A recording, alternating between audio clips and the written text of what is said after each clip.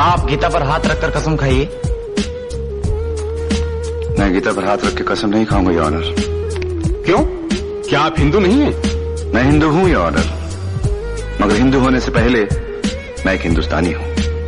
ये मेरी पहली और सच्ची पहचान है। इसलिए मैं भारत संविधान, भारत के झंडे और भारत की मिट्टी की कसम खाकर कहता हूं कि जो कुछ कहूंगा सच कहूंगा और सच के सिवा कुछ नहीं कहूंगा। So help me God. सत श्री अकाल, नमस्ते, आदाब, गुड इवनिंग। मेरा नाम दमन है। I am the other half of YouTube with Sid and DJ and I welcome you all to the second episode, जहां हम बात करेंगे कि ये बिल्स राज्यसभा में कैसे पास हुए। तो ये 20 सितंबर 2020 की बात है। संडे का दिन था और उस दिन जो सेशन था वो 1 बजे तक का था। तो सुबह अराउंड 9:39 जो हमारे यूनियन एग्रीकल्चर मिनिस्टर हैं नरेंद्र सिंह तोमर, उन्होंने ये बिल्स को टेबल किया। क्योंकि ये बिल्स ऑलरेडी लोकसभा जो लोअर हाउस होता है उसमें पास हो चुके थे। फार्मर्स इसका प्रोटेस्ट तभी से कर रहे थे, यानी कि 20 अगस्त 2020 से। कुछ ऑपोजिशन पार्टीज भी इसका विरोध कर रही थी। तो जब ये बिल टेबल हुए राज्यसभा में, तो ऑपोजिशन लीडर्स ने ये डिमांड करी कि गवर्नमेंट या तो इन बिल्स पे दोबारा काम करे या फिर इसे एक सिलेक्ट कमेटी के पास भेज दिया जाए। अराउंड 9:57 बहुत सारे opposition members led by TMC's Derek O'Brien ने एक अमेंडमेंट फॉर्म करी और ये बोला कि जो डेप्यूटी चेयरमैन है हरिवंश सिंह को, कि आप इन बिल्स को सिलेक्ट कमेटी के पास भेज दीजिए। सिलेक्ट कमेटी क्या होती है? इंडियन पार्लियामेंट में 2 तरह की पार्लियामेंट्री कमेटीज होती हैं, एक स्टैंडिंग कमेटी और एक एडहॉक कमेटी। जो स्टैंडिंग कमेटी होती है उनका एक टेन्योर होता है, वो एवरी ईयर या फ्रीक्वेंटली बनाती है टेन्योर के लिए। और जो एडहॉक कमेटी होती है वो एक स्पेसिफिक पर्पस के लिए बनाई जाती है। हमारा पार्लियामेंट्री वर्किंग इतनी कॉम्प्लेक्स है कि इन कमेटीज की जरूरत हमें बहुत ज्यादा पड़ती है। सिलेक्ट कमेटी एक एडहॉक कमेटी है क्योंकि वो स्पेसिफिकली एक बिल को देखने के लिए बनाई जाती है, और जब वो कमेटी उस बिल के ऊपर अपनी रिपोर्ट या फाइंडिंग्स देती है तो उसके बाद वो कमेटी डिसॉल्व हो जाती है। तो ऑपोजिशन की सिर्फ यही डिमांड थी कि इसे आप एक सिलेक्ट कमेटी के पास भेज दिया जाए। ये चीज समझनी जरूरी है कि ऑपोजिशन ये डिमांड क्यों कर रही थी। आप ये समझिए कि जो इंडिया का एग्रीकल्चर सेक्टर है that employees 50% of India's workforce and it contributes 15 to 20% towards India's GDP. तो जब कोई ऐसे बिल आएंगे जो इतने लार्ज लेवल पे इम्पैक्ट करेंगे बहुत ज़्यादा नंबर ऑफ पॉपुलेशन को और इतने इंपॉर्टेंट सेक्टर को, उस पर डिस्कशन होने ज़रूरी है, एक री एग्जामिन करना ज़रूरी है। इसलिए इन बिल्स को सिलेक्ट कमेटी तक पहुंचाना बहुत ज़रूरी था। तो जब एक बिल कोई सिलेक्ट कमेटी के पास भेजा जाता है तो होता क्या है कि उस बिल को बहुत अच्छे से एग्जामिन किया जाता है।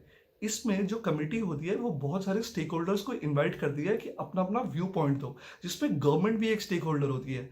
वो गवर्नमेंट, इंडस्ट्री एक्सपर्ट्स और नॉर्मल सिटीजन्स को भी इन्वाइट करती है जिसको ये बिल इम्पैक्ट करेगा। इस पूरी प्रोसेस को अराउंड 3 से 4 महीने यूजुअली लगते हैं, बट कभी कभार और ज़्यादा टाइम भी लगता है। जैसा पिछली वीडियो में मेरे दोस्त सिड ने आपको बताया था, क्योंकि ऑर्डिनेंस बन चुकी थी तो गवर्नमेंट के लिए बहुत महत्वपूर्ण हो गया था कि इन ऑर्डिनेंसेस को बिल में तब्दील इसी सेशन में किया जाए। तो गवर्नमेंट ने सिलेक्ट कमेटी की मांग को नहीं माना। ऐसे करते करते 1 बज गया और अभी भी जो एग्रीकल्चर मिनिस्टर थे वो अपनी स्पीच दे रहे थे। हरिवंश जो डेप्यूटी चेयरमैन है उन्होंने बोला कि महोदय 1 बज गया है।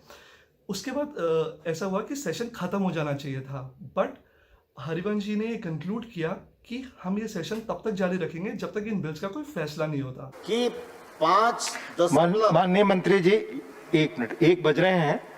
आप through you to the house that house may be extended till the completion the disposal of this bill. पूरे हाउस की सहमति है इस बिल को डिस्पोज करने तक बैठने के लिए।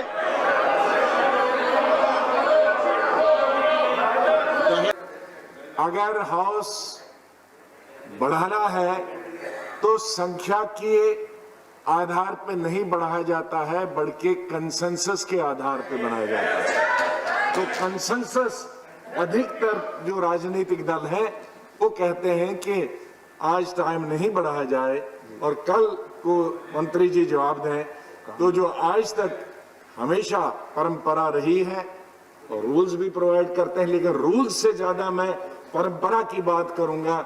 चाहे कोई भी चेयर पे हो, कोई भी सरकार हो, तो कंसेंसस से ही टाइम बढ़ाया जाता है, न कि रूलिंग पार्टी के नंबर के आधार पर। सिर्फ माननीय मंत्री जी की बातें रिकॉर्ड पे जाएगी और कोई बात रिकॉर्ड पे नहीं जाएगी। सिर्फ माननीय मंत्री जी की बात रिकॉर्ड पे जाएगी। अराउंड 1:30 बजे डेप्यूटी चेयरमैन हरिवंश, इनके बारे में आपको थोड़ा सा बताता हूँ। ये एक्स बीजेपी मिनिस्टर थे और अभी करंटली जेडीयू मिनिस्टर है। इनका नाम डेप्यूटी चेयरमैन के पद के लिए बीजेपी प्रेसिडेंट ने नॉमिनेट किया था। आइडियली होता क्या है, जो स्पीकर जो भी कंडक्ट करा रहा होता है, he has to be impartial. उन्होंने अराउंड 1:30 एक वॉइस वोट कॉल करी।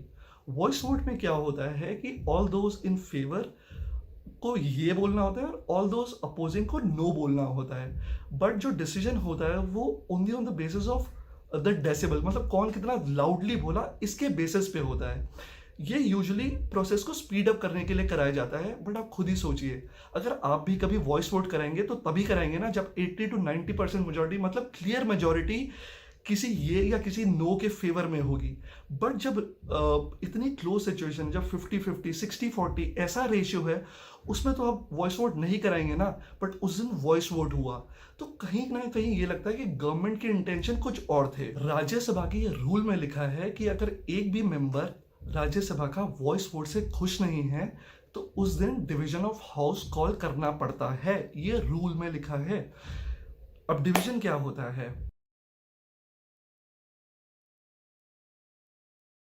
राज्यसभा में 4 तरीके से काउंटिंग होती है। एक वॉइस वोट, एक काउंटिंग जिसमें लोगों को पूछा जाए, या तो आप खुद खड़े हो जाओ या हाथ खड़े कर दो और बताओ, फिर आप पक्ष में हो या विरोध में हो, और फिर नॉर्मली काउंटिंग होती है। इन पहले 2 तरीकों में जो वोट्स होते हैं वो रिकॉर्ड नहीं किए जाते, उनका कोई परमानेंट रिकॉर्ड नहीं होता। जो तीसरी और चौथी काउंटिंग की प्रोसेस है उनको डिवीजन कहते हैं। इसमें क्या होता है, एक परमानेंट रिकॉर्ड बनाया जाता है कि कितने लोग इन फेवर थे और कितने लोग अगेंस्ट थे। तो अगर गवर्नमेंट का सिर्फ मोटिव इन बिल्स को पास कराना था और वो फार्मर्स के हित में थे तो वो डिवीजन भी करा सकते थे, बट उन्होंने वो भी नहीं कराया। जो डेप्यूटी चेयरमैन थे उन्होंने बोला कि नहीं, वॉइस वोट ही हुई और वॉइस वोट से इन बिल्स को पास कर दीजिए। जब आप वीडियो देखेंगे तो आप खुद समझ जाएंगे कि ये कितना गलत हुआ, क्योंकि आप खुद अंदाजा नहीं लगा सकते कि ये ज्यादा थे या नो ज्यादा। I shall now put the motion moved by Sri Narendra Singh Tomar to vote. The question is that the Farmers Empowerment and Protection Agreement on Price Assurance and Farm Service Bill 2028 passed by Lok Sabha be taken into consideration. Those in favor will please raise their hands and say aye. Those against will please raise their hands and say no. I think the ayes have it, the ayes have it, the ayes have it. The motion is adopted. और आप सोचिए 3 ऐसे bills सिर्फ voice vote से पास हो गए जितने large लोगों को इम्पैक्ट करने वाले थे। तो ये सब सोच के लगता है कि गवर्नमेंट का शेडी बिजनेस था। जब वॉइस वोट हुई और डिवीजन कॉल नहीं हुआ, जो कि रूल बुक में लिखा है, तो राज्यसभा में रकस क्रिएट हो गई। बहुत सारे ऑपोजिशन में मेंबर्स उठ खड़े हो और ये बोले कि भाई जनाब, ये तो बुक में लिखा है। उन्होंने पार्लियामेंट्री कोड ऑफ कंडक्ट की बुक को हवा में दिखाया और बोला कि महोदय, ये तो बुक में लिखा है, आप तो सीधा सीधा उल्लंघन कर रहे हैं, ये ऐसा नहीं हो सकता। India is still a democracy, इसका मजाक प्लीज मत उड़ाइए। और उस वक्त एक और बहुत खराब चीज हुई हमारी डेमोक्रेसी के साथ, राज्यसभा टीवी को सेंसर कर दिया गया। हमारा सिर्फ यही सवाल है कि अगर गवर्नमेंट अच्छे बिल्स लाना चाहती थी, बहुत स्ट्रॉन्ग बिल्स लाना चाहती थी, इंडियन एग्रीकल्चर सेक्टर को सुधारना चाहती थी, तो इस पे उन्होंने डिस्कशन क्यों नहीं होने दिया और उस दिन डिवीजन क्यों नहीं कॉल हुआ? अगर उनको लगता था कि हाँ मेजॉरिटी हमारे साथ है और हम इन बिल्स को पास करा लेंगे, तो वो डिवीजन कराते। वोट्स तब भी उनके हाथ में थे, वोट्स रिकॉर्ड हो जाते, आज उनका कोई रिकॉर्ड होता। On that particular day, the government was not working in the favor of farmers. That is very clear by the way the government conducted its business in Rajya Sabha that day.